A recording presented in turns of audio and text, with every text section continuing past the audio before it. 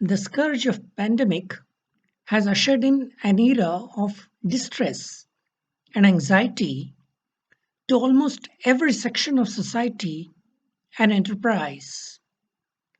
Realistically, COVID 19 has morphed into several deeply affecting challenges. Industries have stagnated, people have overnight lost jobs, children have stopped playing outdoors, the line between work and home has been blurred. For farmers, the supply chain and logistics has been severely affected. Most of the life at home for parents and kids is revolving around Zoom.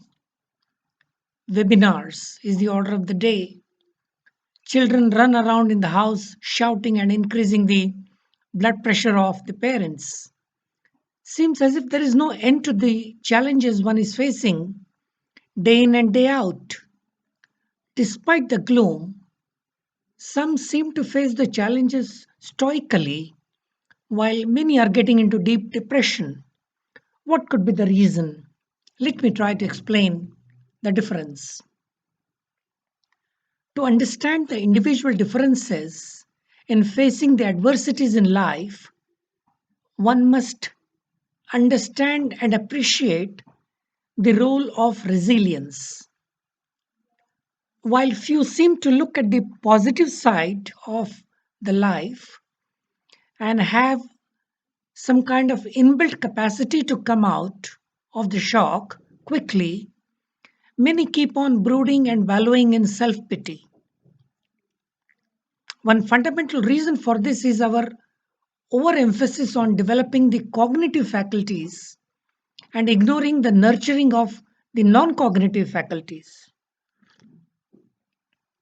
Because of the belief that cognitive ability is the wherewithal and cornerstone to academic achievement, and high academic achievement is the bridge to success, it is ubiquitous that school systems all over the world spend much resource in training and educating students cognitive abilities like memorization, calculation, abstract and critical thinking, information collation and synthesis, and understanding and comprehending written material, so on and so forth. Who is the best student? The one who memorizes all lessons and scores highest number of marks.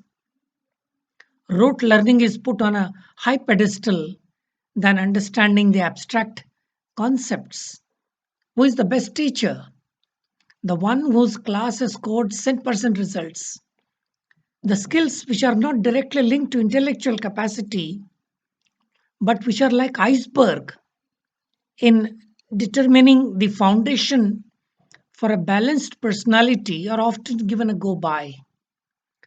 I have seen training of non cognitive skills or soft skills in any vocational training program is only 30% of the entire curriculum. Non cognitive skills have a direct link and bearing on academic achievement. It affects in five different ways. Firstly, these help in forming the academic mindset, that is, believing in the value of study. Secondly, in believing that abilities can grow with effort. Thirdly, in fostering academic perseverance, that is, grit, delayed gratification, self control, and so on. Fourthly, in academic behavior, that is, participating, doing homework, organizing material, and finally, in adopting and learning strategies like study, goal setting, social skills, cooperation, teamwork, empathy, etc. Those who have had their non cognitive traits honed exhibit grit and resilience in their adult life. Let me dwell here about what is implied and not implied in resilience. Resilience is the process of adapting well in the face of adversity, trauma, tragedy, threats, or significant sources of stress, such as the present pandemic, sometimes the family and relationship related problems, serious health problems, or workplace and financial stressors. As much as resilience involves bouncing back from these difficult experiences, it can also involve profound personal growth. One of the team members of the resilience constellation is grit and a never say die attitude reflected by the perseverance that helps to give us a bright vision of future and courage to face the adversity stoically and matter of fact with a matter of fact disposition. Being resilient does not mean that a person will not have trouble or distress or tension. People who have suffered major adversity or trauma in their lives commonly experience emotional pain and stress. In fact, the road to resilience is likely to involve considerable emotional distress. Finally, let me touch upon the element of how to practice and internalize resilience. People are generally shy to seek emotional help as it is perceived as a sign of weakness. But maturity lies in seeking and offering help during such stressful period. We should find meaning in the new normal rather than considering these as temporary distractions. Wearing masks is the new normal. Working from home is the new normal. Children running around and creating chaos and ruckus is the new normal. This is the new structure, and we should recalibrate our life, keeping these realities in mind. Being at home also encourages excessive use of computer and binge watching on television, as these habits are very addictive. Be firm in restricting your time in these activities. The temptations to look at the phones for messages, mails all the time need to be curtailed.